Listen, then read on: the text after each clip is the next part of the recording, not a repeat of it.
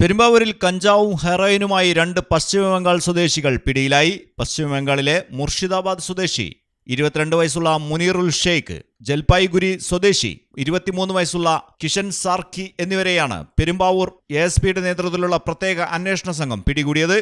മുനീറുൽ ഷെയ്ഖിൽ നിന്നും 54 പൊതി കഞ്ചാവും കിഷൻ സാർക്കിൽ നിന്ന് 10 കുപ്പി ഹെറോയിനും പിടിച്ചെടുത്തു.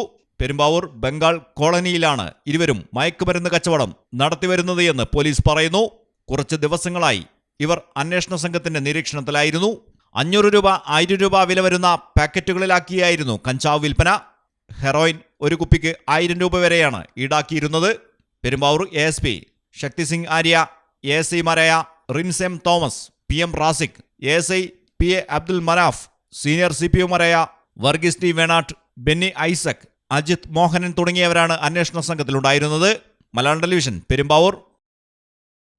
അക്കരയുടെ പൈതൃകം, ഇക്കരയുടെ കൗതുകം. Aldan Arabian bakes. മനസ്സും വയറും ഒരുപോലെ നിറയ്ക്കാം. രുചികരവും ആരോഗ്യപ്രദവുമായ അൽദാൻ ലബനീസ് കുബൂസ് ഇപ്പോൾ കേരളത്തിൽ എവിടെയും ലഭ്യമാണ്.